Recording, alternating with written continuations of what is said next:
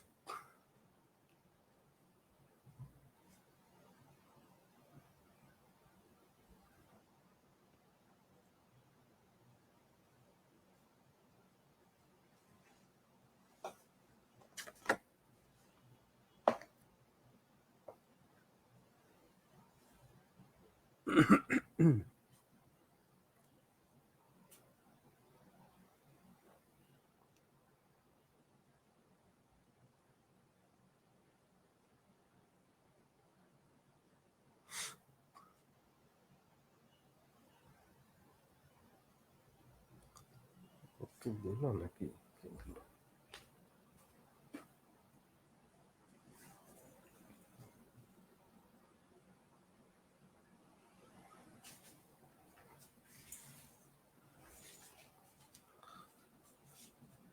দুঃখিত, আমি লাইভ যে দিয়ে দিয়েছে আমি খেয়াল করতে পারি নাই। যাই হোক, আসসালামু আলাইকুম সবাইকে, প্রীতি ও শুভেচ্ছা জানিয়ে মার্চ ফরওয়ার্ড কর্তৃক আয়োজিত আজকের এই অনলাইন আয়োজনে সবাইকে স্বাগত ও অভিনন্দন। আশা করি যে যেখানে আছেন ভালো আছেন, সুস্থ আছেন, নিরাপদে আছেন। আপনাদের সাথে আমার এই প্রথম দেখা হচ্ছে। আর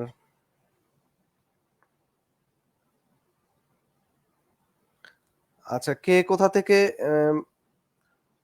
ক্লাস করছেন একটু যদি কমেন্টস করেন। কারা কারা ক্লাসটা করছেন, কোথা থেকে করছেন একটু। কোথা থেকে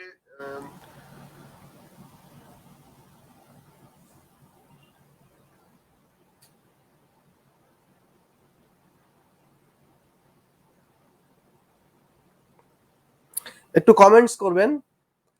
কারণ আপনাদের সাথে তো আমি যখন অফলাইনে ক্লাস নিই তখন তো সরাসরি সামনাসামনি দেখা হয়, কথা যা হয় একদম চোখাচোখি মুখামুখি নাকি, মানে একদম সম্মুখে। কিন্তু এখন তো সেই সুযোগ নেই। অন্তত যার সাথে কথা বলছি, যাকে লক্ষ্য করে বলছি, যাকে উদ্দেশ্য করে বলছি, অন্তত মানে মনের কল্পনার রং তুলিতে মনের আয়নায় তাকে অন্তত দেখি, কোথায় সে আছে আর কোথা থেকে আমার কথা শুনছে। তো যারা যারা ক্লাসটা করছেন সবাই একটু কমেন্টস করবেন প্লিজ।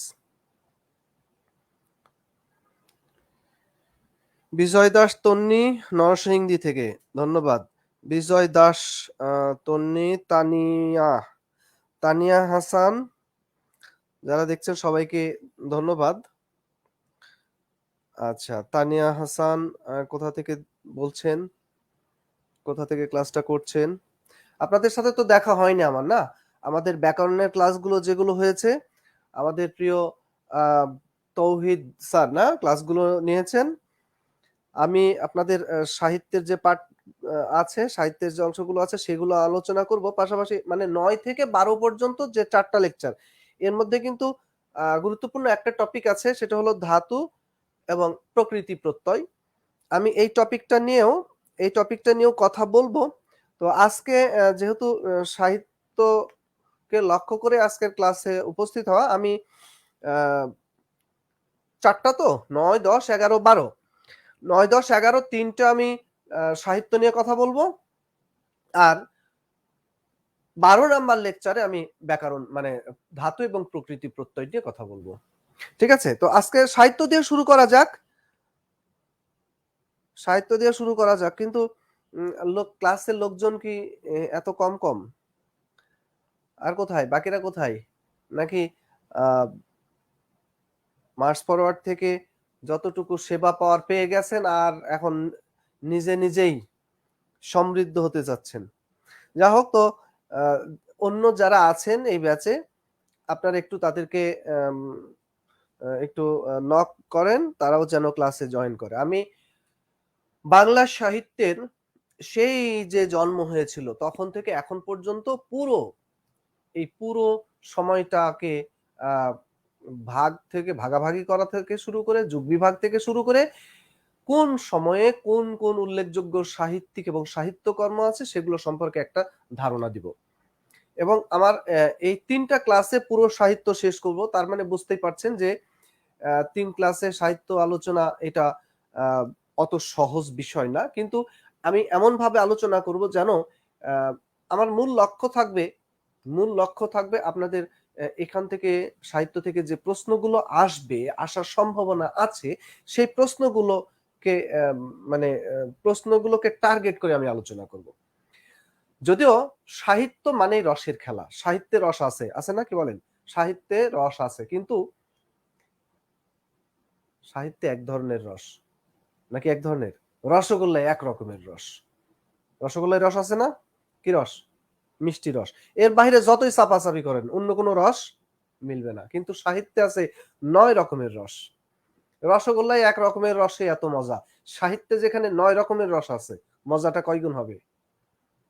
মজা তো 9 গুণ হওয়ার কথা, কিন্তু সাহিত্যের রস পাওয়া এত সহজ না। রসগোল্লায় রস তো এমনি টপ টপ করে পড়তে থাকে, ধরার আগেই হাতে লেগে যায়, খাওয়ার আগেই ঠোঁটে লেগে যায়। কিন্তু সাহিত্যের রস পেতে হলে পাঠককে একটু ধৈর্যশীল হতে হয়, এবং যত ধৈর্য সহকারে সাহিত্যের গভীরে প্রবেশ করবে সে অনুযায়ী রস আস্বাদন করতে পারে। কিন্তু আপনাদের হাতে কি আর সেই সময় আছে যে সাহিত্যের প্রত্যেকটা পরতে পরতে প্রবেশ করে যেখানে যা রস আছে সব টেনে হিঁচড়ে বের করে নিয়ে আসলাম? সেই সময় নাই, সুযোগও নাই, আর দরকারও নাই। কারণ আপনাদের কোশ্চেন গুলো হবে হেডলাইন মার্কা। ওই যে খবরের শুরুতে বলে না, প্রথমেই শুনুন শিরোনামগুলো, আর শিরোনাম হয়ে গেলে এবারে বিস্তারিত। তো প্রিলির কোশ্চেন হবে এরকম শিরোনাম ভিত্তিক। কেমন? এই এই যেমন মনে করেন চর্যাপদের পদকর্তা কতজন, শ্রীকৃষ্ণ কীর্তন কাব্যের রচয়িতাকে, এই টাইপের কোশ্চেন হবে। কিন্তু কোশ্চেন কি এমন হবে যে শ্রীকৃষ্ণ কীর্তন কাব্যে রাধা কৃষ্ণের বর্ণনা করুন? তো এরকম কোশ্চেন যদি নাই হয় তাহলে এত বিস্তারিত আলোচনা করে সময় নষ্ট করার দরকার কি? 2 ঘন্টার ক্লাস 2 ঘন্টা ধরে শুধু শ্রীকৃষ্ণ কীর্তন কাব্য আলোচনা করলাম, বলেন এই 2 ঘন্টার আলোচনা থেকে কয়টা কোশ্চেন কমন পাবেন? সর্বোচ্চ একটা, নাও পেতে পারেন। তাহলে 2 ঘন্টার আলোচনা থেকে যদি একটা কোশ্চেনের কনফার্মেশন না মিলে ওই আলোচনা কতটুকু সফল? বরং আলোচনাটা কমার্শিয়াল হওয়া দরকার, ইনফরমেটিভ। একটা লেকচার থেকে যেন সর্বোচ্চ সংখ্যক কোশ্চেন কমন পাওয়ার মতো একটা দিক নির্দেশনা মিলে, এটা আমাদের লক্ষ্য। সাহিত্যের রস নিয়ে মাতামাতি করার তো টাইম নেই এখানে, আছে নাকি? সাহিত্যের রস পাওয়ার জন্য আজকের ক্লাসে এসেছেন? সাহিত্যের রস পাওয়ার জন্য আপনি একাই যথেষ্ট। সন্ধ্যা রাতে একটা বই নিয়ে বসবেন, সারা রাত পার হয়ে যাবে, দেখবেন ভোরবেলায় রসে টইটুম্বুর হয়ে গেছেন। কিন্তু আপনাদের পরীক্ষায় কোথা থেকে কি ধরনের কোশ্চেন আসে না আসে সেই সম্পর্কে একটা সম্যক ধারণা এবং একটা প্রস্তুতি, সেই জন্য মূলত এখানে আসা। আমি সেই বিষয়টার দিকে আহ লক্ষ্য রেখে আমাদের আলোচনা এগিয়ে নিব। ঠিক আছে? তার মানে আমাদের ক্লাস যদিও সাহিত্যের, কিন্তু এটা কেমন হবে?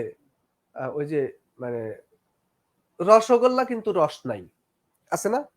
আছে না? নাটোরে পাওয়া যায়, কি নাম জানেন? কাঁচাগোল্লা। কে বলে? নাটোরের কাঁচাগোল্লা, বিনা রসে রসগোল্লা। রসগোল্লা কিন্তু রস গড়িয়ে গড়িয়ে পড়ে না, তারপরেও নাম রসগোল্লা। তাহলে রসগোল্লা নাম হলো কিভাবে? এটার উত্তর আমি পেয়েছি এক হকারের কাছে।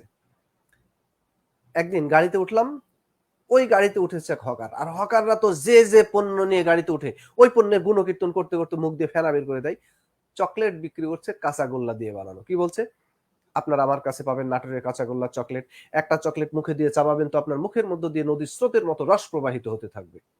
মানে রস আছে, কিন্তু পাওয়ার উপায়, দাঁত যদি সবগুলো থাকে, চাবানোর যদি শক্তি থাকে আর সুস্থ থাকে, তাহলে কিছু রসের সন্ধান মিলবে। তো সাহিত্যের যে প্রশ্নগুলো হবে এবং যেগুলো আমরা আলোচনা করব, এই আলোচনা করতে রস পাওয়ার কথা, কিন্তু আমাদের ক্লাস ওই রসগোল্লা না, কার মতো? কাঁচাগোল্লার মতো। চোখ বন্ধ করে মুখ টিপে যদি কিছু রস পেলাম তো পেলাম, না পেলে কোনো আপত্তি নাই। কারণ আমাদের লক্ষ্য কি? আমাদের লক্ষ্য সাহিত্যের রস নয়, আমাদের লক্ষ্য হলো পরীক্ষায় যে রস, মানে যে কোশ্চেন গুলো আসবে এগুলো সঠিক উত্তর করা, এতে আমাদের আসল রসের সন্ধান মিলবে। তো আমি আপনাদের আহ এই যে সাহিত্যের যখন থেকে শুরু হয়েছিল এখন পর্যন্ত এই পুরো সময় সম্পর্কে একটা ধারণা দিব, এবং এই সময়গুলোতে যে যে সাহিত্যকর্ম আছে বিখ্যাত এবং সাহিত্যিক আছেন সেগুলো সম্পর্কে একটু মানে একটু ভাষা ভাষা আলোচনা করে যাব। আপনাদের তো কোশ্চেনের মানে ওই ডাইরেক্ট অ্যাকশন নো, তাই না? মানে অপশনের মধ্যে অ্যাকশন ডাইরেক্ট, সেটা কি কোশ্চেন, এর মধ্যে কোনটা সঠিক। তো আমরা ওই তথ্য ভিত্তিক আলোচনা করবো। যাই হোক, প্রথমে আমি যে বিষয়টা সম্পর্কে আপনাদের ধারণা দিব যে বাংলা সাহিত্যের যখন জন্ম হয়েছিল সেই জন্ম থেকে এখনো তো জ্বলছে না, সেই জন্ম থেকে এখন পর্যন্ত এই পুরো সময়টাকে ভাগ করা হয়েছে। কি কি?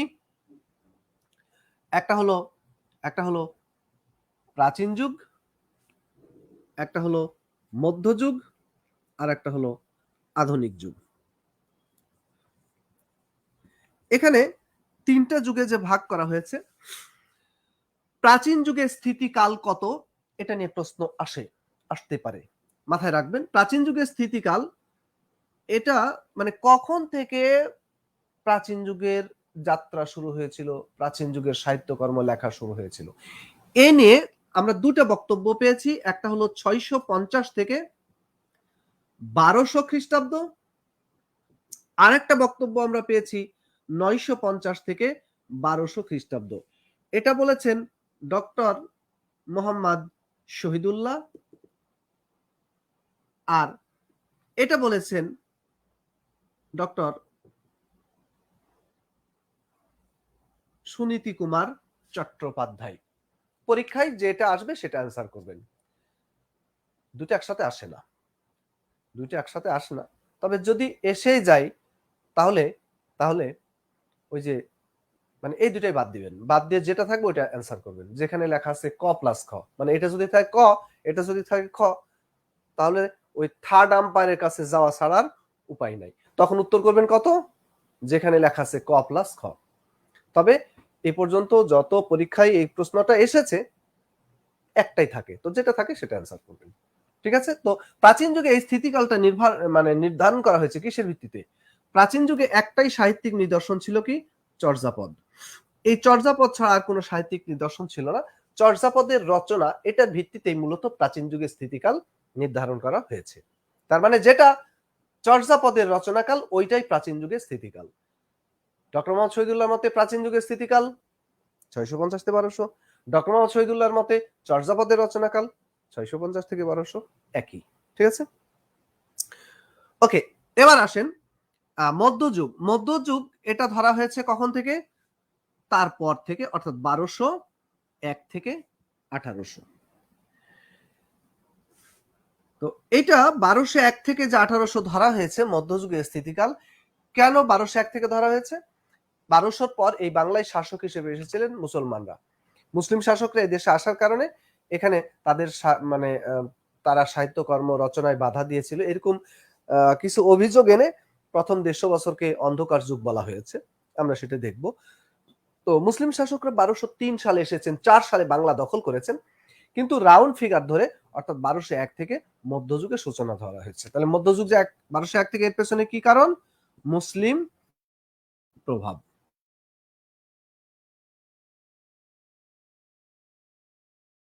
এটা শুরু হয়েছে তারপরে, অর্থাৎ 1801 থেকে আজ পর্যন্ত। তো 1801 থেকে যে আধুনিক যুগ ধরা হয়েছে এটার কারণ কি? বাংলা সাহিত্যে প্রাচীন মধ্যযুগে যত কিছু লেখালেখি হয়েছে সব ছিল কবিতায়। সেই কবিতাকে বাদ দিয়ে আধুনিক যুগে এসে গদ্য সৃষ্টি হয়েছে। গদ্য বিভিন্ন শাখা প্রশাখায় বিভক্ত হয়েছে। গল্প, নাটক, উপন্যাস, প্রবন্ধ, প্রহসন, বিভিন্ন ধারা পেয়েছি। তো এই যে গদ্য সৃষ্টি হয়েছে এবং এই গদ্য সৃষ্টিতে প্রভাবটা ছিল মূলত এ দেশে যারা বিভিন্ন দেশ থেকে এসেছিল, ইংলিশ, তারপরে পর্তুগিজ, ওলন্দাজ, তাদের প্রভাবটা ছিল মূলত এখানে মুখ্য। তাহলে গদ্যের সূচনা, আর তাতে ইউরোপীয় শাসনের প্রভাবে আধুনিক যুগ ধরা হয়েছে 1801 থেকে। এই ছিল তিনটা যুগের স্থিতিকাল ভাগাভাগি, কখন থেকে প্রাচীন যুগ, কখন থেকে মধ্যযুগ, কখন থেকে আধুনিক যুগ। আর এখানে তিনটা যুগে যে ভাগ করা হয়েছে, তিনটা যুগের প্রধান যে বৈশিষ্ট্য, প্রাচীন যুগ, এখানে যদিও বৌদ্ধ ধর্মের বিষয়গুলো নিয়ে আলোচিত হয়েছে, কিন্তু এর মধ্য দিয়ে ব্যক্তিকেই সবচেয়ে বড় করে দেখানো হয়েছে। ব্যক্তি ছিল এখানে মুখ্য। মধ্যযুগে ব্যক্তির পরিবর্তে ধর্ম হলো প্রধান বা মুখ্য। আধুনিক যুগে মানুষ, মানবতা, যুক্তিশীলতা, এগুলো একটু খেয়াল রাখবেন। হ্যাঁ, তাহলে প্রাচীন যুগের প্রধান বৈশিষ্ট্য ব্যক্তি, মধ্যযুগে ধর্ম, আধুনিক যুগে মানুষ। আচ্ছা বলেন তো, ব্যক্তি আর মানুষ এই দুটার মধ্যে পার্থক্য আছে? ব্যক্তি আর মানুষের মধ্যে কোনো পার্থক্য আছে? ব্যক্তি বলতে আমার কথা, মানুষ বলতে আমাদের সবার কথা। আধুনিক যুগ এই মানুষ বা মানবতাবাদের কথা বলেছে, আর আধুনিক প্রাচীন যুগে কেবল ব্যক্তি মানুষকেই বোঝানো হয়েছে। ঠিক আছে, তো এগুলো একটু মাথায় রাখবেন, অনেক সময় পরীক্ষা দিয়ে দেয়। এই হলো তিনটা যুগের স্থিতিকাল। তো আমরা প্রাচীন যুগে একটাই সাহিত্যিক নিদর্শন পেয়েছি, চর্যাপদ। এই চর্যাপদ ছাড়া আর কোনো সাহিত্যিক নিদর্শন ছিল না। মধ্যযুগে 1201 থেকে 1800 এই সময়ের মধ্যে আমরা যে সাহিত্য কর্মগুলো পেয়েছি, এর মধ্যে যে সাহিত্য কর্মগুলো পেয়েছি আপনারা একটু লিখে রাখবেন, আমি এখান থেকে আলোচনা করব। প্রথমেই ওই যে বললাম প্রথম 150 বছর, এই সময়টাকে বলা হয়েছে অন্ধকার যুগ। অন্ধকার যুগ, হ্যাঁ। তারপরে যে সাহিত্যকর্ম পেয়েছি শ্রীকৃষ্ণ কীর্তন কাব্য, শ্রীকৃষ্ণ কীর্তন কাব্য। তারপরে আমরা পেয়েছি বৈষ্ণব সাহিত্য, বৈষ্ণব সাহিত্য পেয়েছি, মঙ্গল কাব্য পেয়েছি, অনুবাদ কাব্য,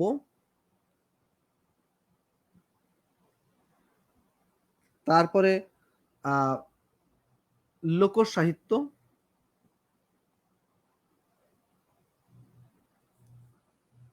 তারপরে মর্সিয়া সাহিত্য,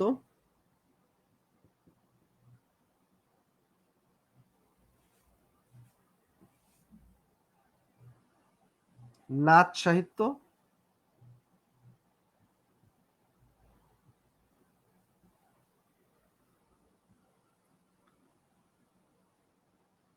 কবি গান ও পুঁথি সাহিত্য।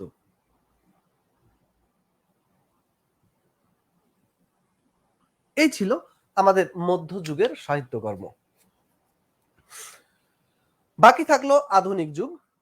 এখানে আধুনিক যুগ 1801 থেকে শুরু হয়েছে, এই যে 2021 চলছে, 2021 পর্যন্ত এটা হলো বাংলা সাহিত্যের আধুনিক যুগ। তো আমি এখন আপনাদের আলোচনা শুরু করব বাংলা সাহিত্যের প্রাচীন যুগ নিয়ে। বাংলা সাহিত্যের প্রাচীন যুগ এবং বাংলা সাহিত্যের মধ্যযুগের সাহিত্য কর্মগুলো সম্পর্কে আমি আলোচনা করব। সুতরাং বুঝতেই পারছেন যে এগুলো এগুলো মানে যে যতগুলো টপিক আছে, প্রত্যেকটা টপিক নিয়ে আলোচনা করতে গেলে আমাদের শুধু ইনফরমেটিভ আলোচনা ছাড়া এটা সম্ভব না। আমরা যদি এই টপিকগুলোর গভীরে যাই, সেক্ষেত্রে এই টপিকগুলো আমরা শেষ করতে পারবো না। তো আমি আপনাদের 3টা লেকচার হবে, সেক্ষেত্রে প্রাচীন এবং মধ্যযুগ এটার উপরে একটা লেকচার, আর আধুনিক যুগ সম্পর্কে একটু ধারণা দিই তাহলে বুঝবেন। আধুনিক যুগ পুরো অর্থাৎ 1801 থেকে, তাই না? আধুনিক যুগ কখন থেকে? 1801 থেকে।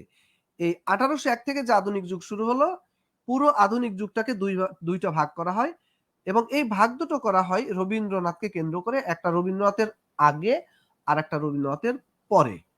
আগের অংশটাকে বলা হয় রবীন্দ্র পূর্ববর্তী আধুনিক যুগ, পরের অংশটাকে বলা হয় রবীন্দ্রোত্তর বা রবীন্দ্র পরবর্তী আধুনিক যুগ। তো এখানে এখানে রবীন্দ্রনাথের আগে এবং রবীন্দ্রনাথের পরে যারা সাহিত্যিক হিসাবে আবির্ভূত হয়েছেন, যারা সাহিত্যকর্ম রচনা করেছেন, রবীন্দ্রনাথের আগে যারা এসেছেন, আমি কয়েকজন উল্লেখযোগ্য সাহিত্যিকের নাম বলবো এখন, আপনারা একটু লিখে নিতে পারেন। আধুনিক যুগের দুইটা ভাগ করছি, একটা রবীন্দ্রনাথের আগে আর একটা রবীন্দ্রনাথের পরে। তো রবীন্দ্রনাথের আগে যে সমস্ত সাহিত্যিক সম্পর্কে আপনাদের ধারণা একদম শুরু থেকে 1801 থেকে, এখানে কয়েকটা প্রতিষ্ঠান সম্পর্কে একটু আলোচনা দাবি রাখে। প্রতিষ্ঠান, সেটার মধ্যে প্রতিষ্ঠানগুলোর মধ্যে একটা হলো শ্রীরামপুর মিশন, শ্রীরামপুর মিশন। আর একটা হলো fort William college. Fort William college প্রথমেই প্রতিষ্ঠানগুলোই মূলত গদ্যের বিকাশে কাজ করেছিল। এরপরে আমরা যাদের সম্পর্কে জানবো রবীন্দ্র পূর্ববর্তী যুগের লেখকদের মধ্যে ঈশ্বরচন্দ্র গুপ্ত। ঈশ্বরচন্দ্র গুপ্ত, তারপরে আমি সংক্ষেপে লিখছি, হ্যাঁ আপনারা পুরোটা লিখে রাখতে পারেন বা পরে লিখবেন। বিদ্যাসাগর, ঈশ্বরচন্দ্র গুপ্ত, বিদ্যাসাগর, তারপরে মাইকেল, তারপরে দীনবন্ধু,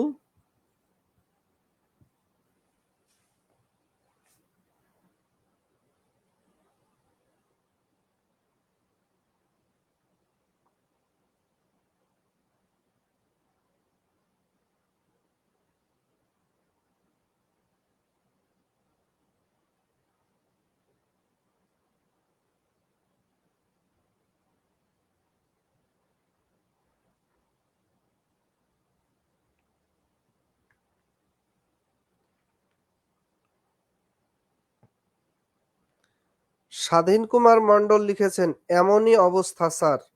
কিসের অবস্থা জি?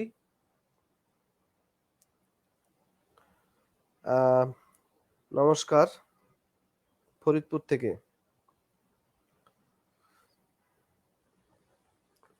ওকে, তো দীনবন্ধু মিত্র, হ্যাঁ দীনবন্ধু, সরি দীনবন্ধু মিত্র, তারপরে লিখবেন বঙ্কিম। একটু নামগুলো দ্রুত লিখে ফেলেন, তারপরে আমি আলোচনা শুরু করব।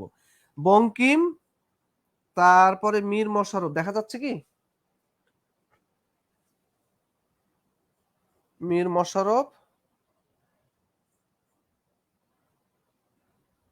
কাইকোবাদ, আচ্ছা এখান থেকে আবার লিখি কাইকোবাদ, তারপরে বিহারীলাল, বিহারীলাল চক্রবর্তী, হ্যাঁ বিহারীলাল চক্রবর্তী, তারপরে এই চলবে, হ্যাঁ তাহলে এই কয়েকজন ঈশ্বরচন্দ্র গুপ্ত, ঈশ্বরচন্দ্র বিদ্যাসাগর, 1 2 3 4 5 6 7 8, এই 8 জন সম্পর্কে আমরা আলোচনা করব একদিন এক লেকচারে। মানে আজকে হলো আমাদের প্রথম লেকচার হবে প্রাচীন মধ্যযুগ, দ্বিতীয় লেকচার হবে এটার উপরে, আর তৃতীয় লেকচার যেটা হবে রবীন্দ্র পরবর্তী যে আধুনিক যুগ। রবীন্দ্র পরবর্তী যে আধুনিক যুগ, আচ্ছা আপনারা একটু প্রয়োজনে স্ক্রিনশট দিয়ে রাখেন যেন পরে আবার লিখে নিতে পারেন, হ্যাঁ ওকে। রবীন্দ্র পরবর্তী আধুনিক যুগের মধ্যে যাদের সম্পর্কে আলোচনা করতে হবে এবং প্রশ্ন আসে, এক হলো রবীন্দ্রনাথ, তারপরে শরৎ, তারপরে আমি সংক্ষেপে লিখছি, হ্যাঁ রোকেয়া। যদি বেঁচে থাকতেন আর আমার এই লেখা যদি ওনারা দেখতেন, আমাকে নিঃসন্দেহে একটা ধমক লাগিয়ে দিতেন, এত বড় দুঃসাহস আপনাকে কে দিয়েছে আমার নামকে এইভাবে বিকৃত করে লেখা। ওনারা নাই, আপনারা আবার মাইন্ড করেন না। রোকেয়া, তারপরে নজরুল, তারপরে জীবনানন্দ, জীবনানন্দ, তারপরে জসিমউদ্দিন, এরপরে ফররুখ, তারপরে মানিক, তার মানিক মানে মানিক বন্দ্যোপাধ্যায়, এরপরে সৈয়দ শামসুল হক, শামসুর রহমান, শামসুর রহমান, তারপরে হুমায়ুন আহমেদ,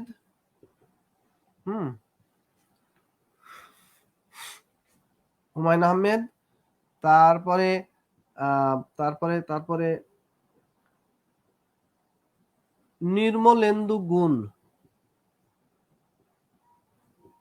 নির্মলেন্দু গুণ। এই মোটামুটি আমাদের পরের লেকচারের আলোচনা হবে। তাহলে বুঝতেই পারছেন যে আমরা এই 3টা লেকচারের মধ্যে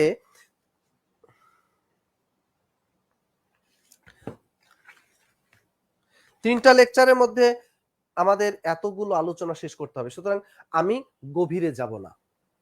যদি আমার ক্লাসগুলো গভীর থেকে গভীরে যে মানে স্বাদ নিতে চান, তাহলে তাহলে বিসিএস এর আমার বিসিএস এর ক্লাসগুলো করলেই সেখানে পাবেন। কিন্তু আপনাদের যেহেতু সময় নাই, আর পরীক্ষা যেহেতু কাছাকাছি, আর এই মাসে আপনাদের ক্লাসগুলো হয়তো শেষ হয়ে যেতে পারে, তো সেক্ষেত্রে আমি আর এই 3টা লেকচারের মধ্যে সাহিত্যটা শেষ করব। আমি একদম তথ্য ভিত্তিক আলোচনা করব, হ্যাঁ, রস কিন্তু পাবেন না, আগেই বলে দিচ্ছি। তো প্রথমেই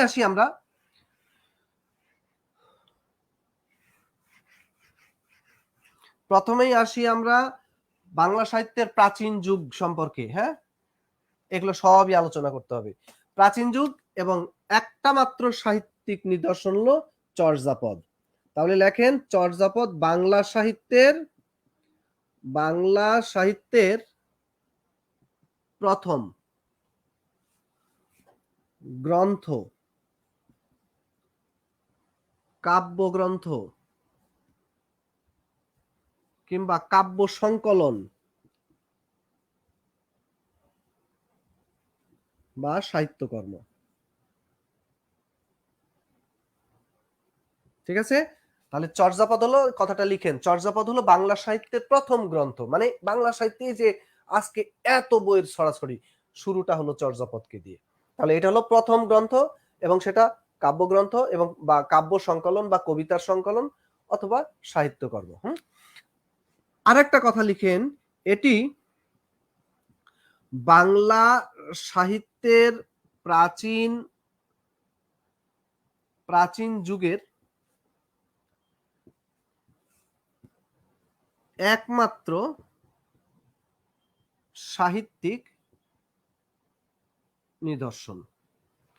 বাংলা সাহিত্যের প্রাচীন যুগের একমাত্র সাহিত্যিক নিদর্শন। আজকের ক্লাসটা যারা করবেন, বা আমার এই 3টা ক্লাস যারা করবেন সাহিত্যের, এই 3টা ক্লাসের মধ্য দিয়ে আশা করি সংক্ষিপ্ত আকারে হলেও, সংক্ষিপ্ত পরিসরে হলেও একটা পুরো সাহিত্য সম্পর্কে একটা ধারণা পাবেন, এবং যে প্রশ্নগুলো পরীক্ষায় আসবে আমি সেই মানে প্রশ্নের গুরুত্বের ভিত্তিতে আলোচনা করব। ওকে, তাহলে কি লিখেছেন, বাংলা সাহিত্যের প্রথম গ্রন্থ, এবং এটা কি বাংলা সাহিত্যের প্রাচীন যুগের একমাত্র গ্রন্থ, মানে বা একমাত্র সাহিত্যিক নিদর্শন।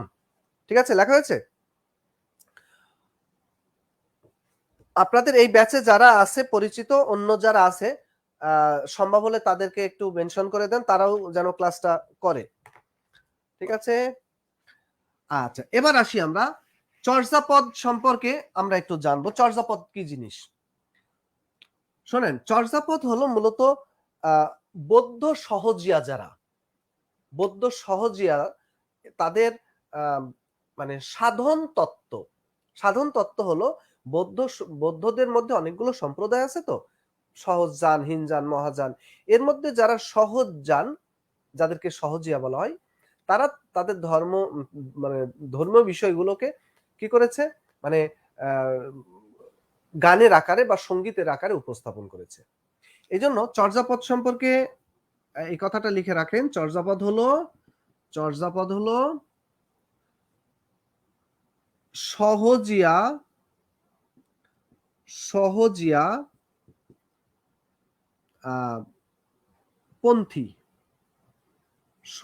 পন্থী সিদ্ধাচার্যদের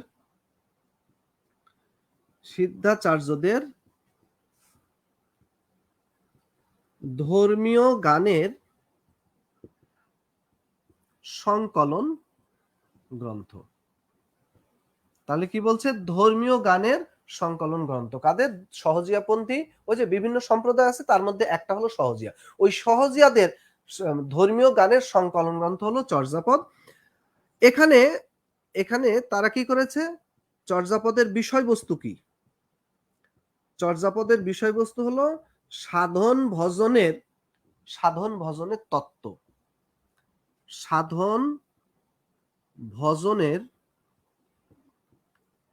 তত্ত্ব, বা এটাকে বলা হয়ে থাকে সাধন তত্ত্ব। এটাই হলো চর্যাপদের বিষয়বস্তু। অর্থাৎ সাধন মানে কি? সাধনা, আরাধনা, অর্চনা, আর ভজন মানে গান বা সঙ্গীত। ওই যে আমরা যেমন গজলের কথা জানি। গজলে কি করা হয়, ইসলামের বিভিন্ন বিষয়গুলোকে গান আকারে উপস্থাপন করা হয়েছে। এক্সাক্ট চর্যাপদেও সিদ্ধাচার্যরা তারা তাদের ধর্মীয় বিষয়গুলোকে এভাবে গানের মাধ্যমে বা সঙ্গীতের আকারে উপস্থাপন করেছে। তো সাধন ভজনের তত্ত্ব বা সাধন তত্ত্ব এটাই হলো চর্যাপদের বিষয়বস্তু। ঠিক আছে?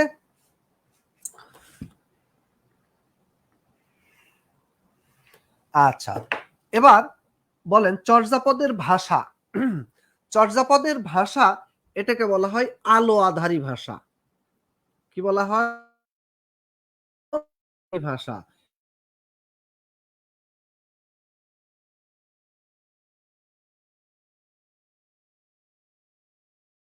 এই কারণে এটাকে বলা হয়ে থাকে আলো আধারী ভাষা, অথবা এটাকে বলা হয় সন্ধ্যা ভাষা, অথবা সান্ধ্য অথবা সান্ধ্য ভাষা।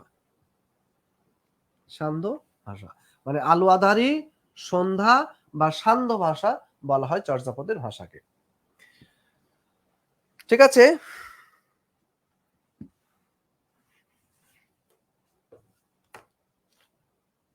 কি আপনার কি আমি কি খুব মানে দ্রুত বলে যাচ্ছি? লিখতে কি কষ্ট হচ্ছে? আপনাদের প্রবলেম হলে একটু বলবেন। প্রবলেম হলে একটু বলবেন। মানে আমি একটু দ্রুত এগোচ্ছি কিনা বা আপনাদের কষ্ট হচ্ছে কিনা এ সম্পর্কে একটু জানান।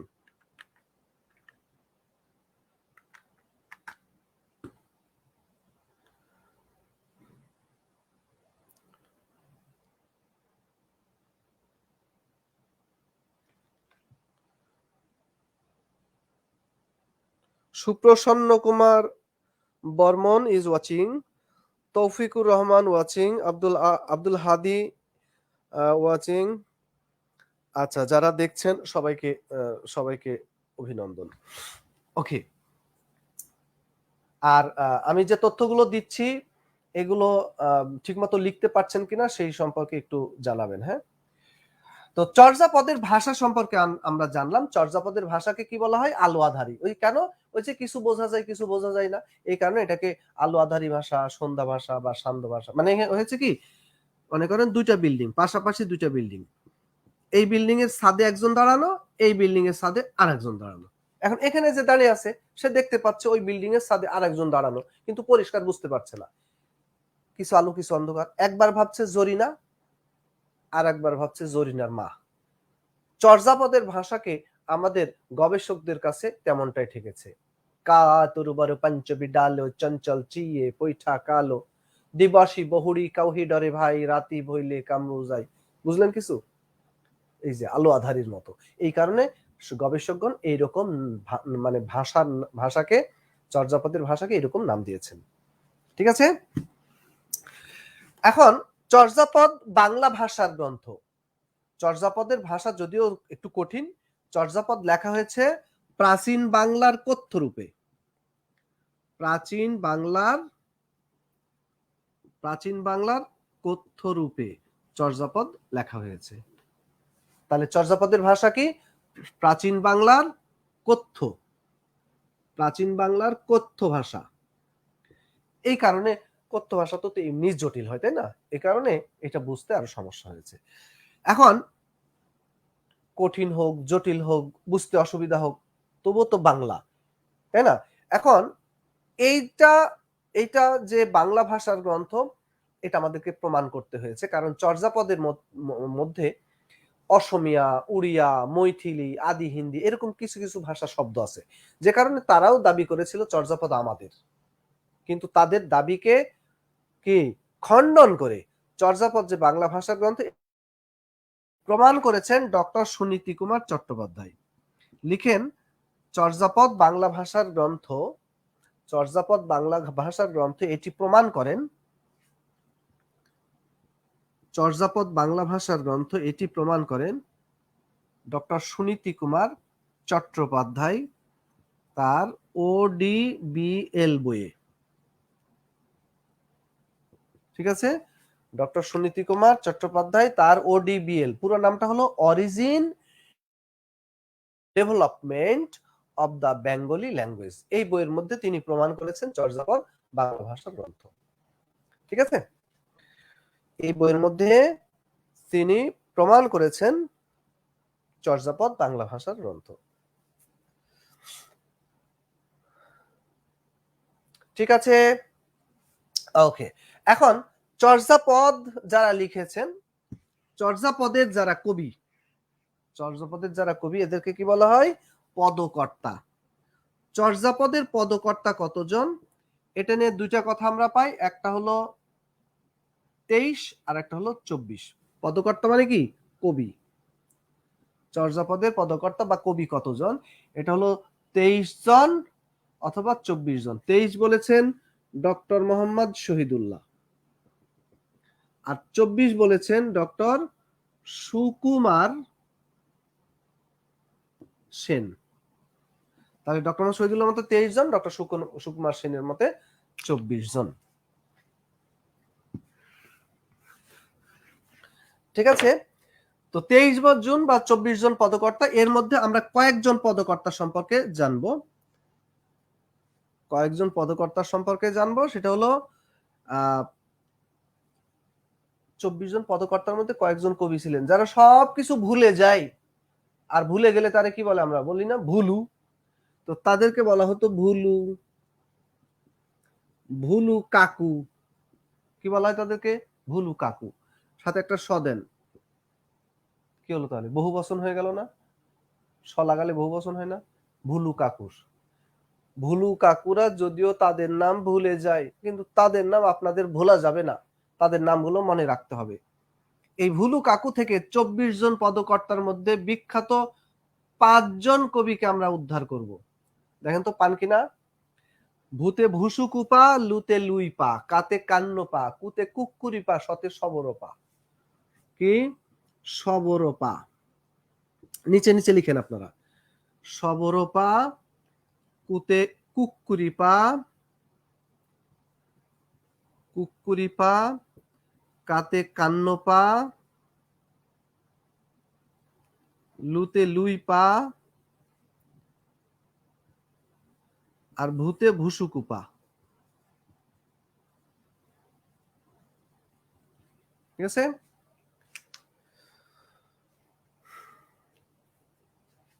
লিখেছেন? এখন এই 5 জন সম্পর্কে আমি একটা দুটা করে তথ্য দিব, এটা আপনারা লিখে নেবেন। এই 5 জন পদকর্তা সম্পর্কে তথ্য দিব, আপনারা একটু লিখবেন। আচ্ছা, সবরপা সম্পর্কে লেখেন চর্যাপদের প্রাচীনতম বা বয়স্ক কবি। কি? প্রাচীনতম বা বয়স্ক কবি। ঠিক আছে,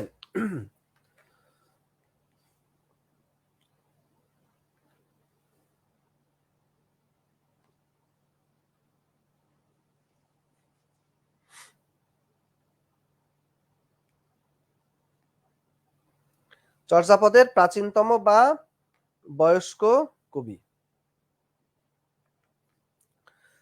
আচ্ছা, আরেকটা কথা একটু লিখে রাখতে হবে, ডক্টর মোহাম্মদ শহীদুল্লাহর মতে চর্যাপদের আদি কবি। ডক্টর মোহাম্মদ শহীদুল্লাহর মতে চর্যাপদের আদি কবি।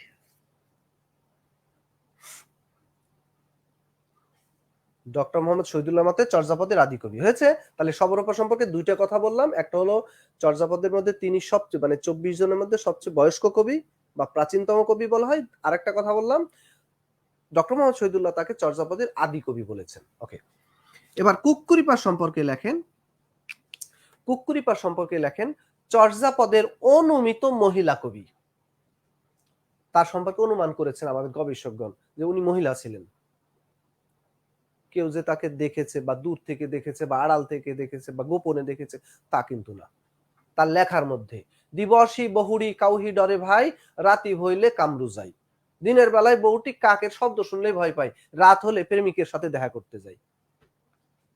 উনি হলেন কুক্কুরিপা। তার লেখার মধ্যে এই কথাগুলো এসেছে। তো গবেষকগণ বলছেন উনি মহিলা না হলে মহিলাদের সম্পর্কে এমন গোপন কথা জানলো কিভাবে আর পেলো কিভাবে? এই জন্য তার সম্পর্কে বলা হচ্ছে উনি চর্যাপদের মহিলা কবি। অনুমিত কথাটা লেখেন। তাহলে কুক্কুরিপা সম্পর্কে লেখেন চর্যাপদের অনুমিত মহিলা কবি। ঠিক আছে, কান্নপা সম্পর্কে লেখেন চর্যাপদের সবচেয়ে বেশি পদ রচয়িতা।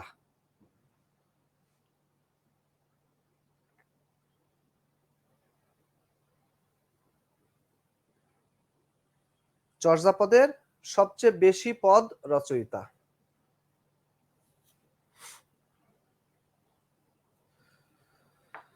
ঠিক আছে, চর্যাপদের সবচেয়ে বেশি পদ রচয়িতা। পদ সংখ্যা 13টি, পদ সংখ্যা 13টি, মানে সবচেয়ে বেশি পদ লিখেছেন, পদ সংখ্যা 13টি। আচ্ছা, লিখেছেন? তাহলে চর্যাপদের সবচেয়ে বেশি পদ রচয়িতা আর পদ সংখ্যা কতটি? 13টি। ওকে, এরপরে লেখেন লুইপা। লুইপা সম্পর্কে লেখেন চর্যাপদের আদি কবি। দেখেন, সবরপাকে বলেছিলাম চর্যাপদের আদি কবি, কিন্তু সেটা ছিল ডক্টর মোহাম্মদ শহীদুল্লাহর মতে, কিন্তু কোনো মত টত নাই, কারণ নাম টাম নাই। চর্যাপদের আদি কবিকে এক বাক্যে লুইপা। চর্যাপদের আদি কবি লুইপা, ডক্টর মোহাম্মদ শহীদুল্লাহর মতে চর্যাপদের আদি কবি সবরপা। তাহলে চর্যাপদের আদি কবি লুইপা। কা তরু বড় পাঞ্চবি ডালো চঞ্চল চিয়ে পৈঠা কালো, প্রথম পদটা তিনি লিখেছেন, এই জন্য তিনি আদি কবি লিখেছেন। আর ভুসুকুপা সম্পর্কে লেখেন চর্যাপদের স্বঘোষিত। স্বঘোষিত, স্বঘোষিত মানে কি? নিজে নিজে ঘোষণা করেন যিনি, নিজে নিজে যিনি পরিচয় দেন আমি বাঙালি। চর্যাপদের স্বঘোষিত বাঙালি কবি ভুসুকুপা। চর্যাপদের স্বঘোষিত বাঙালি কবি ভুসুকুপা। হয়েছে?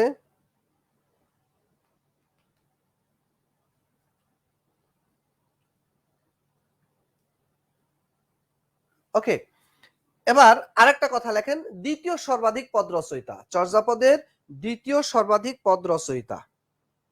দ্বিতীয় মানে সবচেয়ে বেশি তো ওই যে কান্নপা 13টি, আর উনি হলেন দ্বিতীয় 8টি।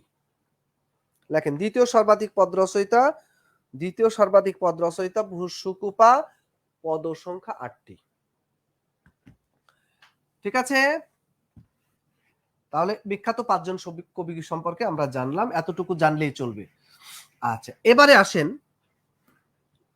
মুছে দিলাম।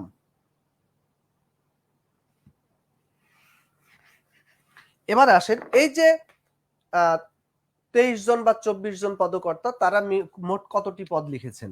মোট পদ কতটি? 50 বা 51। ওই যে বলেছেন না ডক্টর মোহাম্মদ শহীদুল্লাহ 23 জন, মানে একজন কম, এই জন্য পদও কম। আর ডক্টর সুকুমার সেন বলেছিলেন কত? 24, তার পদও একটা বেশি। তাহলে 51 ডক্টর সুকুমার সেন, আর তাহলে 50 ডক্টর সেন।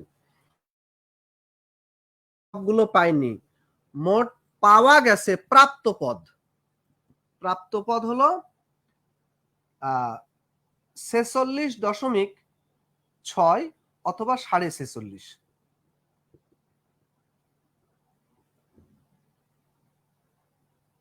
ঠিক আছে, যদি 46.6 থাকে তাহলে 46.6 উত্তর করবেন, আর যদি তা না থাকে, 46.5 থাকে, তাহলে 46.5 অ্যান্সার করবেন। ঠিক আছে, তো এই হলো মোটামুটি পদকর্তা এবং পদগুলো সম্পর্কে আমরা ধারণা পেলাম। ওকে, এবার চর্যাপদ এটা হারিয়ে গিয়েছিল, লেখার পর থেকে এটা সংরক্ষিত ছিল না, এটা রক্ষণাবেক্ষণের দায়িত্বে ছিল ওই পোকা, তেলাপোকা, সারপোকা, উকুন। তারা তো আর ভালো রক্ষক না, তাই না? ঠিকঠাক রাখার কথা না। তো তারা এগুলো উপর থেকে নিচ থেকে কেটে কুটে একদম সাফা করে দেয়। তো শেষ পর্যন্ত এই উই পোকার কবল থেকে চর্যাপদকে উদ্ধার করা হয়েছে। তো চর্যাপদ উদ্ধার করা হয়েছে, উদ্ধার করেছেন যিনি, তিনি কে? তিনি হলেন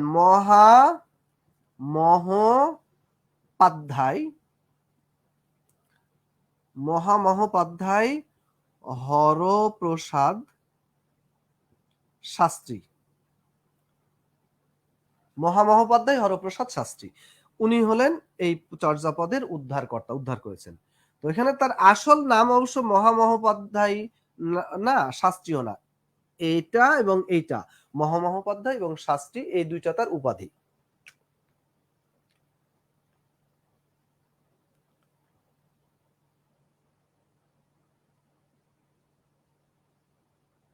লিখেছেন? এই দুইটা তার কি উপাধি। এবার বিসিএস কোশ্চেন এসেছিল হরপ্রসাদ শাস্ত্রীর উপাধি কোনটি? মহামহোপাধ্যায়। আচ্ছা, তো তিনি উদ্ধার করেছেন কত সালে উদ্ধার করেছেন? এটা হলো 1907 সালে। আর উদ্ধার করেছেন কোথা থেকে? উদ্ধার করেছেন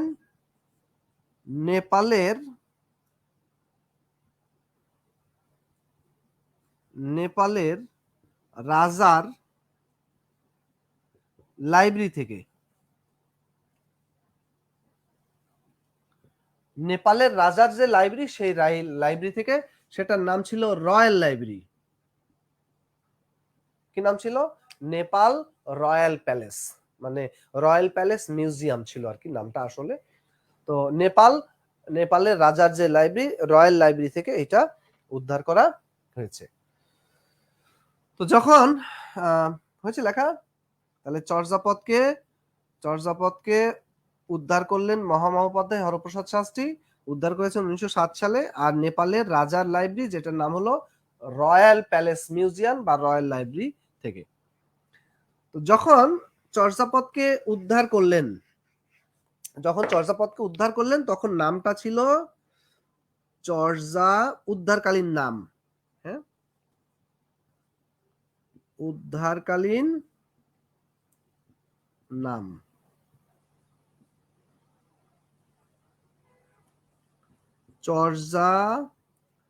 চর্য বিনিশ্চয়। এই নামে তিনি চর্যাপদকে উদ্ধার করেছেন। চর্য বিনিশ্চয় এই নামে চর্যাপদকে উদ্ধার করেছেন।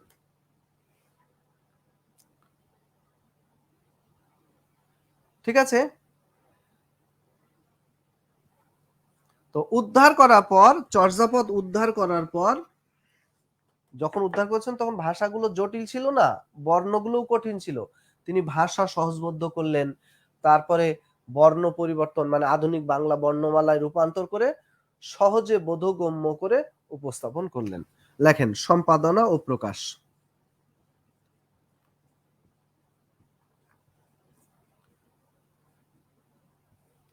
লেখেন 1916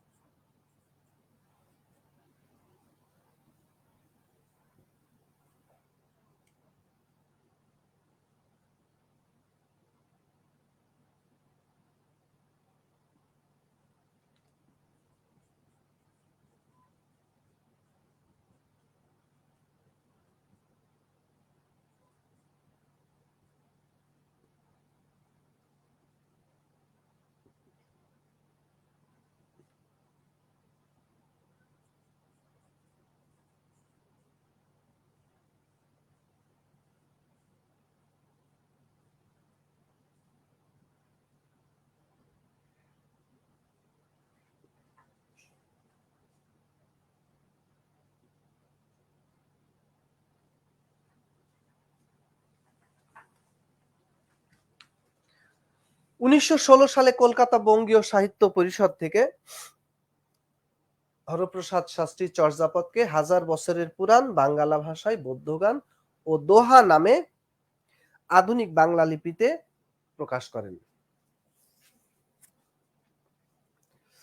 1916 সালে কলকাতা বঙ্গীয় সাহিত্য পরিষদ থেকে হরপ্রসাদ শাস্ত্রী চর্যাপদকে হাজার বছরের পুরাণ, কয়রসুর একের মধ্যে হাজার বছরের, এখানে বোঝা যাচ্ছে না,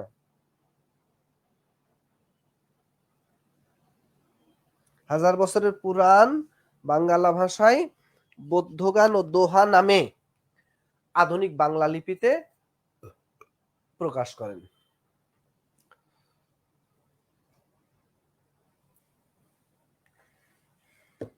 লিখেছেন?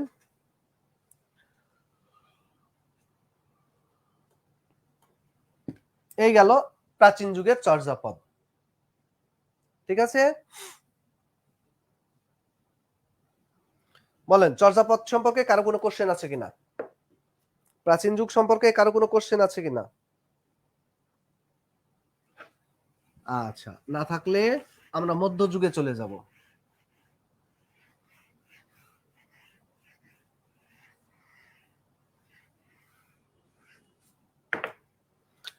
এবার আসেন মধ্যযুগ। আমরা মধ্যযুগ পেয়েছি 1201 থেকে 1800, কিন্তু মধ্যযুগের প্রথম 150 বছর অর্থাৎ 1201 থেকে 1350 এই সময়টাকে বলা হয়েছে অন্ধকার যুগ। অন্ধকার যুগ কেন অন্ধকার যুগ বলা হয়েছে? 1200 পর ওই যে বললাম বাংলায় শাসক এসেছিলেন মুসলমানরা, তারা এখানে এসে অরাজকতা সৃষ্টি করে, বিশৃঙ্খলা সৃষ্টি করে, কোনো সাহিত্যকর্ম সৃষ্টি করতে দেয়নি, এরকম অভিযোগ এনে তাদের সম্পর্কে বলা হয়েছে যে তারা বিশৃঙ্খলা সৃষ্টি করেছে, এই জন্য এই সময়টাকে বলা হয়েছে অন্ধকার যুগ, যদিও এটা নিয়ে যথেষ্ট তর্ক বিতর্ক আছে। তো এই সময় আমরা যে সাহিত্য কর্মগুলো পাবো, একটা হলো লেখেন প্রাকৃত পৈঙ্গল। প্রাকৃত পৈঙ্গল এটা হলো মানে অন্ধকার যুগের প্রথম নিদর্শন। অন্ধকার যুগের প্রথম নিদর্শন হলো প্রাকৃত পৈঙ্গল। এটা লিখেছেন শ্রীহর্ষ। ঠিক আছে, আর একটা নিদর্শন লিখবেন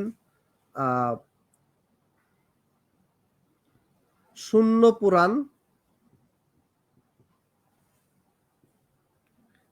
এটা লিখেছেন শেখ শুভদয়া,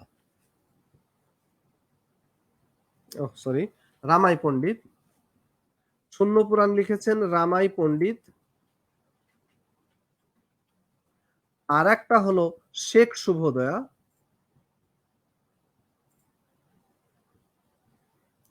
এটা লিখেছেন হলায়ুদ মিশ্র।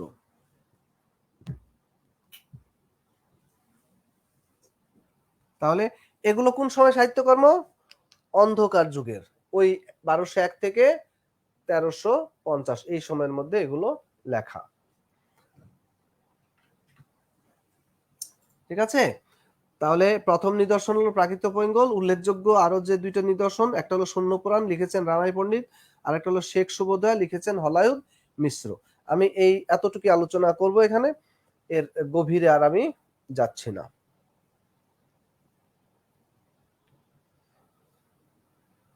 ওকে, এবার আসেন মানে এখন দেখেন এই সাহিত্য কর্মগুলো এই 150 বছরের মধ্যে লেখা হয়েছে। কারা বলছেন? যারা অন্ধকার যুগ মানেন না, অন্ধকার যুগের অভিযোগ তারা যারা স্বীকার করেন না, তারা বলছেন এগুলো এই সময়ের মধ্যে লেখা হয়েছে। কিন্তু যারা অন্ধকার যুগের অস্তিত্ব, অন্ধকার যুগের অভিযোগ করেছেন, তারা কি বলছেন? তারা বলছেন যে না, অন্ধকার তো অন্ধকারই, এখানে কোনো সাহিত্যকর্ম নাই, কোনো সাহিত্যকর্ম সৃষ্টি হয়নি, এগুলো লেখা হয়েছে আরো অনেক পরে, অষ্টাদশ শতকের দিকে, এরকম কথা অনেকে বলেছেন। এরকম কথা বলে কি বলছেন যে এগুলো অষ্টাদশ শতকের সৃষ্টি। এখন এগুলো যদি এই সময়ের মধ্যে এই সময়ের সাহিত্যকর্ম না হয়, তাহলে মধ্যযুগের প্রথম কোন সাহিত্যকর্মটা পেয়েছি?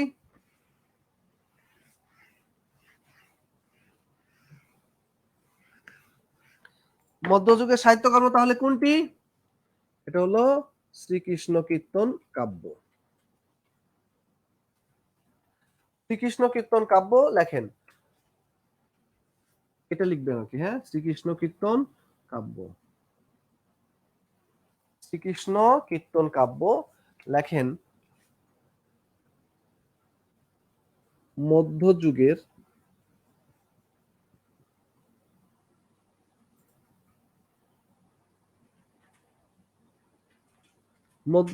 প্রথম নিদর্শন। বাংলা সাহিত্যের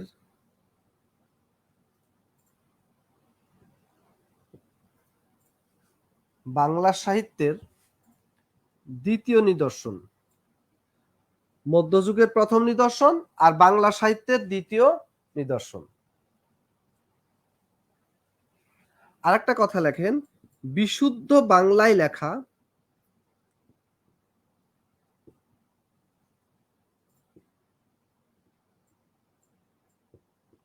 বিশুদ্ধ বাংলায় রচিত বাংলা সাহিত্যের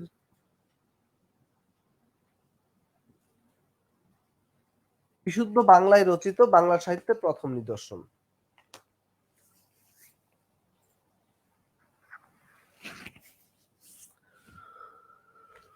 হয়েছে। তাহলে মধ্যযুগের প্রথম নিদর্শন, বাংলা সাহিত্যের দ্বিতীয় নিদর্শন, প্রথম নিদর্শন চর্যাপদ। আর বিশুদ্ধ বাংলায় রচিত বাংলা সাহিত্যের প্রথম নিদর্শন। বিশুদ্ধ বাংলায় মানে কি, আমরা দেখেছি যে চর্যাপদের মধ্যে কি ছিল, অসমিয়া, উড়িয়া, মৈথিলি, আদি হিন্দি এ সমস্ত ভাষার শব্দ ছিল, কিন্তু শ্রীকৃষ্ণ কীর্তন কাব্যের মধ্যে এইরকম কোনো গুজামিল নাই, একদম ফ্রেশ বাংলায় লেখা কাব্য।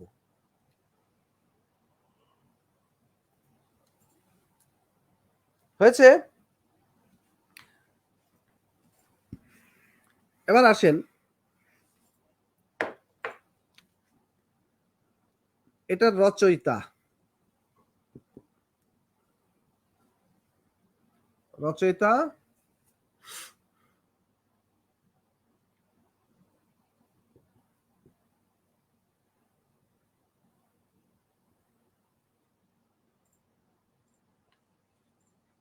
রচয়িতা বড়ু চণ্ডীদাস। বড়ু চণ্ডীদাস কিন্তু তার আসল নাম না, তার আসল নাম ছিল আব্দুল জলিল অনন্ত। আব্দুল জলিল না, শুধু অনন্ত।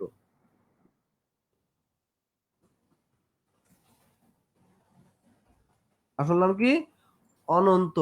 বড়ু এটা তার উপাধি, এই জন্য নামের সাথে লিখে দেয় অনন্ত বড়ু বা বড়ুয়া। ঠিক আছে। আচ্ছা, এবার এই কাব্যটা লিখেছেন বড়ু চণ্ডীদাস, তাই না? কিন্তু কি নিয়ে লিখেছেন, বিষয়বস্তু কি?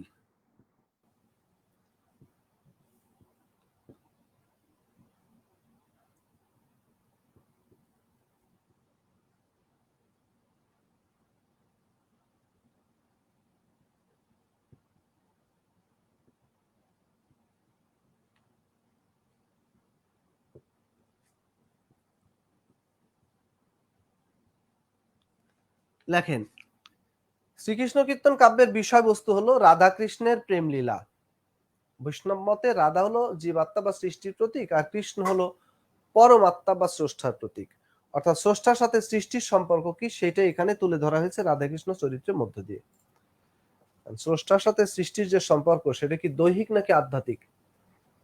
অবশ্যই আধ্যাত্মিক, কিন্তু এই কাব্যে রাধাকৃষ্ণের সম্পর্ক কি সেরকম ছিল?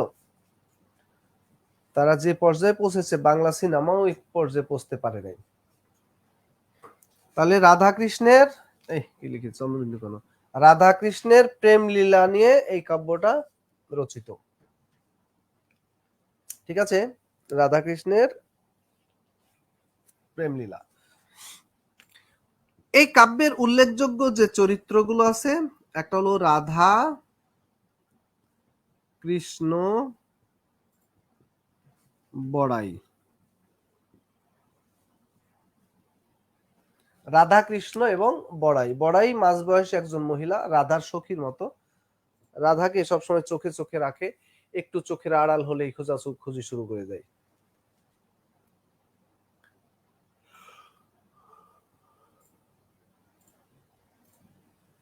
তো বড়াই হলো সেই রাধা কৃষ্ণের প্রেমের দূতি। এর কথা ওর কাছে, ওর কথা এর কাছে, এভাবে কথাগুলোকে নিয়ে পৌঁছে দেয়। রাধা কৃষ্ণের প্রেমের দূতি। তো এই কাব্যে মোট 13টি খণ্ড আছে।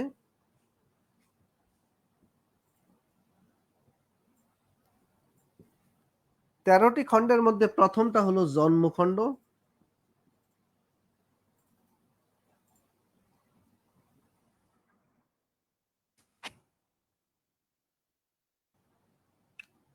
তাহলে 13টি খণ্ডের মধ্যে প্রথম খণ্ডের নাম হলো জন্মখণ্ড, দ্বিতীয়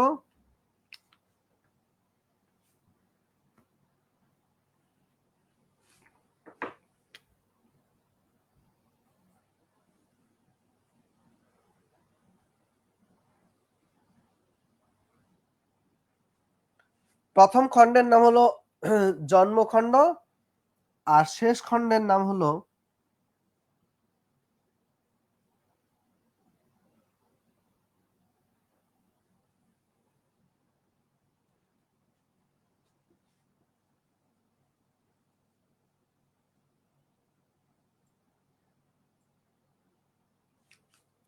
শেষ খণ্ডের নাম হলো রাধা বিরহ বা বিরহ খণ্ড। তাহলে প্রথম খণ্ডের নাম জন্মখণ্ড আর শেষ খণ্ডের নাম রাধা বিরহ বা বিরহ খণ্ড। ঠিক আছে? এবার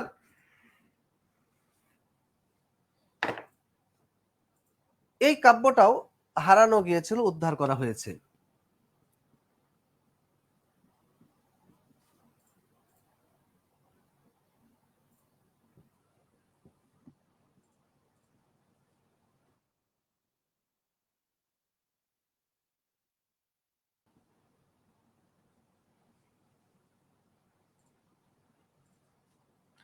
তো শ্রীকৃষ্ণ কীর্তন কাব্য উদ্ধার করা হয়েছে কোথায়? পশ্চিমবঙ্গের বাঁকুড়া জেলার কাকিল্যা গ্রামের দেবেন্দ্রনাথ মুখোপাধ্যায়ের বাড়ির। কথাটা লেখেন, পশ্চিমবঙ্গের পশ্চিমবঙ্গের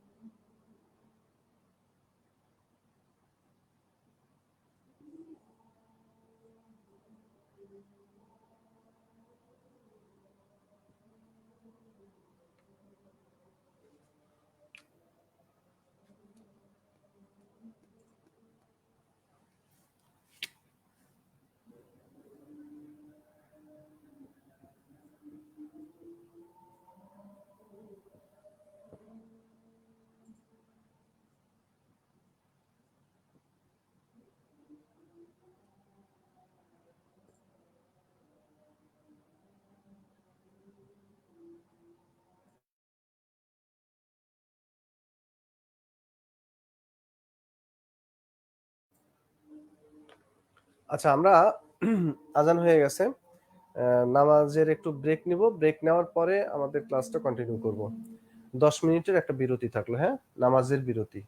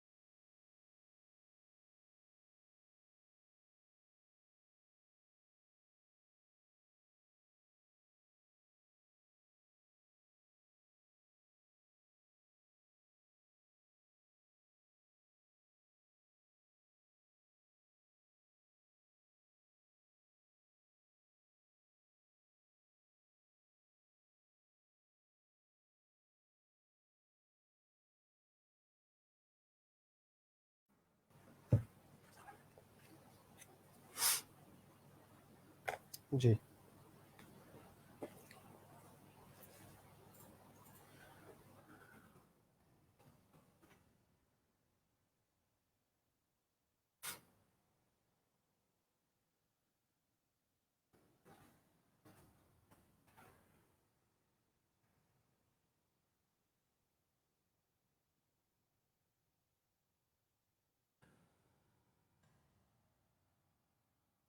কোথায় আপনারা চলে আছেন? শুরু করা যাক তাহলে। আমরা দেখছিলাম যে শ্রীকৃষ্ণ কীর্তন কাব্য এটা যে উদ্ধার করা হয়েছে এবং প্রকাশ করা হয়েছে। উদ্ধার করা হয়েছে কোথা থেকে? উদ্ধার করা হয়েছে পশ্চিমবঙ্গের বাঁকুড়া জেলার কাকিল্লা গ্রামের দেবেন্দ্রনাথ মুখোপাধ্যায়ের বাড়ির গোয়াল ঘরের টিনের চালার নিচ থেকে। গোয়াল ঘরের টিনের চালার নিচ থেকে। পশ্চিমবঙ্গের বাঁকুড়া জেলার কাকিল্লা গ্রামের দেবেন্দ্রনাথ মুখোপাধ্যায়ের বাড়ির গোয়াল ঘরের টিনের চালার নিচ থেকে এটা উদ্ধার করা হয়েছে। তো যিনি শ্রীকৃষ্ণ কীর্তন কাব্য উদ্ধার করেছেন তার নাম হলো বসন্ত রঞ্জন রায়। বসন্ত রঞ্জন রায়, তাকে উপাধি দেওয়া হয়েছে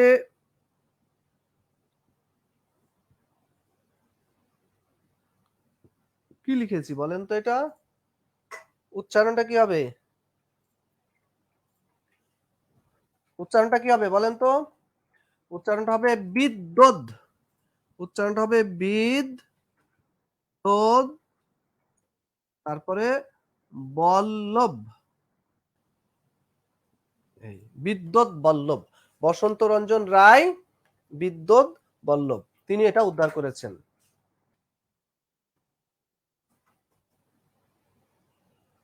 কত সালে? চর্যাপদ আবিষ্কার হয়েছিল 1907 সালে, তার 2 বছর পরে, অর্থাৎ 1909 সালে। তাহলে 1909 সালে এটা উদ্ধার করা হয়েছে। ঠিক আছে?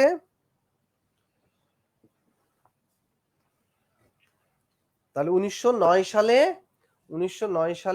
উদ্ধার করা হয়েছে। কোথা থেকে? পশ্চিমবঙ্গের বাঁকুড়া জেলার কাকিল্লা গ্রামের দেবেন্দ্রনাথ মুখোপাধ্যায়ের বাড়ির গোয়ালঘরের টিনের চালের নিচ থেকে।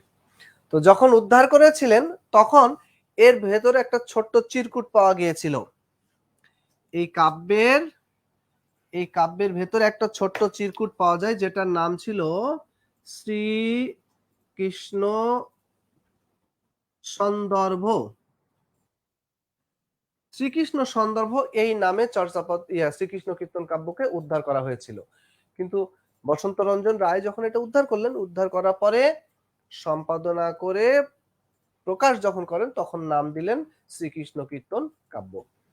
তাহলে উদ্ধার করা হয়েছে কি নামে? শ্রীকৃষ্ণ সন্দর্ভ নামে, আর প্রকাশ করা হলো শ্রীকৃষ্ণ কীর্তন কাব্য নামে।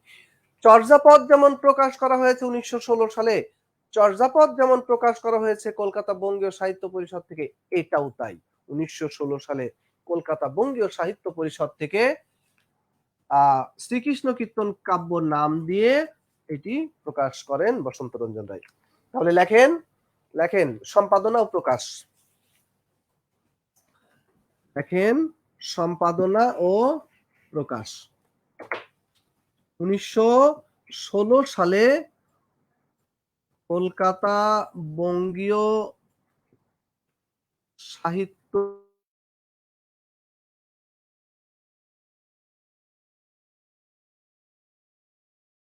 থেকে বসন্ত রঞ্জন রায় শ্রীকৃষ্ণ সন্দর্ভ নামে উদ্ধারকৃত কাব্যটিকে শ্রীকৃষ্ণ কীর্তন কাব্য নামে প্রকাশ করেন।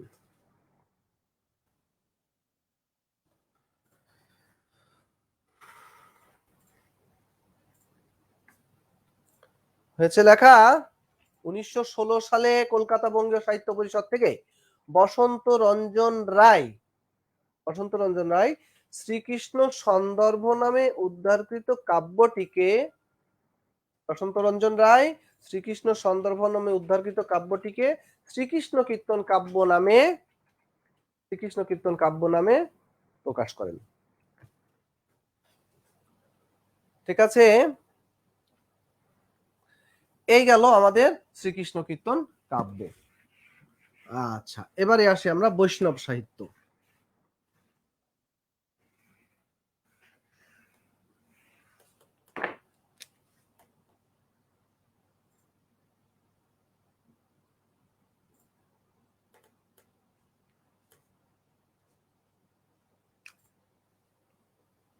আচ্ছা, একটু খেয়াল করবেন, বৈষ্ণব সাহিত্য আমরা জানি যে এই বাংলায় বারবার পট পরিবর্তন হয়েছে, পাল থেকে সেন, সেন থেকে মুসলিম শাসন, আবার মুসলিম শাসকদেরকে একজনকে বিতাড়িত করে আরেকজন, এভাবে বারবার পট পরিবর্তন হয়েছে।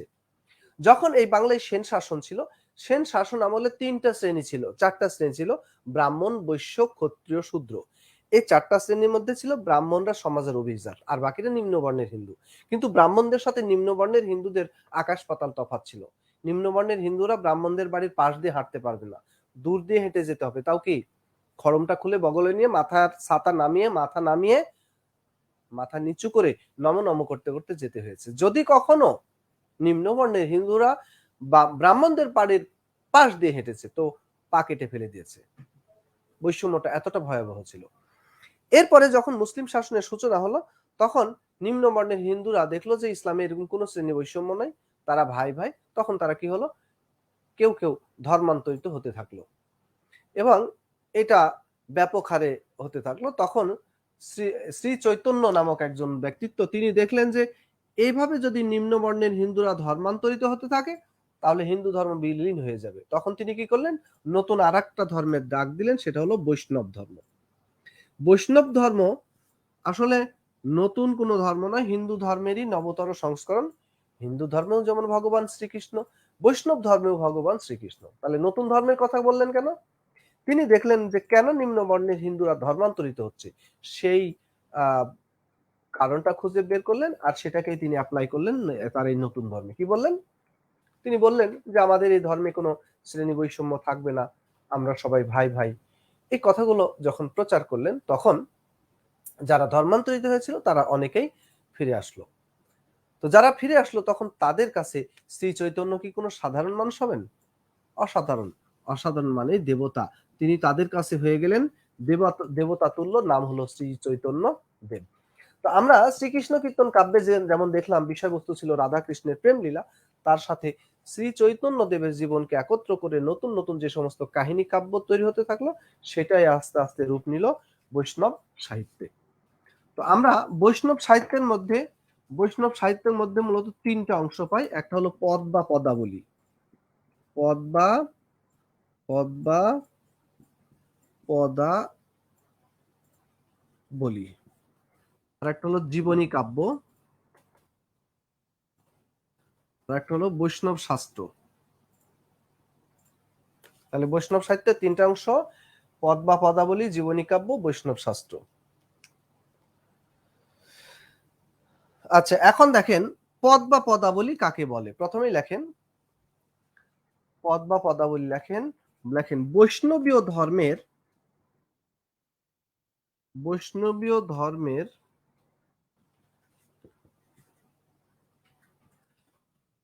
গূঢ় বিষয়ের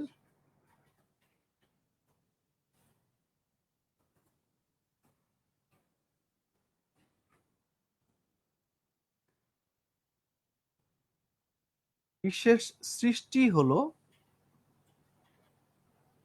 পদ বা পদাবলী। তাহলে কি করে লিখবেন কথাটা? বৈষ্ণবীয় ধর্মের গূঢ় বিষয়ের বিশেষ সৃষ্টি হলো পদ বা পদাবলী কীর্তন। ঠিক আছে? বৈষ্ণবীয় ধর্মের গূঢ় বিষয়ের বিশেষ সৃষ্টি হলো পদাবলী কীর্তন। তো পদাবলী যারা লিখেছেন, পদাবলীর যারা কবি, তাদের মধ্যে বিখ্যাত পাঁচজন কবি। একজন লেখেন জয়দেব, তারপর লেখেন বিদ্যাপতি। কি লিখবেন? পদাবলীর বিখ্যাত পাঁচজন কবি। এখানে হেডলাইন দেন, পদাবলীর বিখ্যাত পাঁচজন কবি: বিদ্যাপতি, চণ্ডীদাস,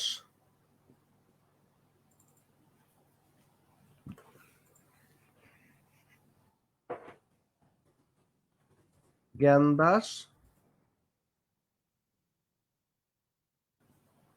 গোবিন্দ দাস,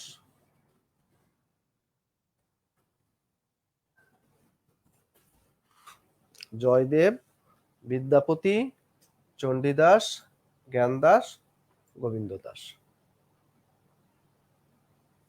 ঠিক আছে, এই 5 জন হলেন পদাবলীর কবি। লিখেছেন? আচ্ছা, আমাদের পরের ক্লাসটা কি কয়টায়? 6টায় না?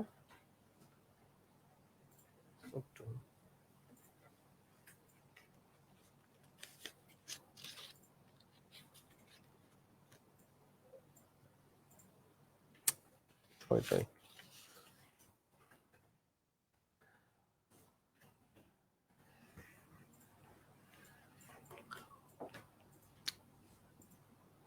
আচ্ছা, লিখেছেন নামগুলো? এবার লেখেন পদাবলীর প্রথম বাঙালি কবি।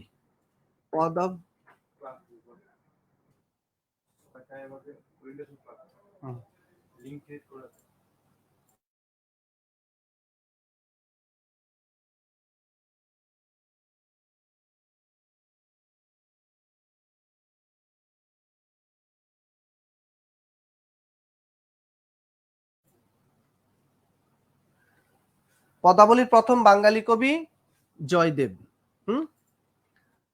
আর বিদ্যাপতি তিনি প্রথম ব্রজবুলি ভাষায় পদাবলী রচনা করেন। বিদ্যাপতি প্রথম ব্রজবুলি ভাষায় পদাবলী রচনা করেন, আর চণ্ডীদাস প্রথম বাংলায় পদাবলী রচনা করেন। তাহলে জয়দেব প্রথম বাঙালি কবি, কিন্তু তিনি সংস্কৃত ভাষায় প্রথম পদাবলী লিখেছেন, সংস্কৃত ভাষায়। বিদ্যাপতি লিখেছেন ব্রজবুলি ভাষায়, চণ্ডীদাস লিখেছেন বাংলায়। আর এখানে জ্ঞানদাস তিনি ছিলেন চণ্ডীদাসের ভাবশিষ্য কবি, আর গোবিন্দ দাস ছিলেন বিদ্যাপতির ভাবশিষ্য কবি।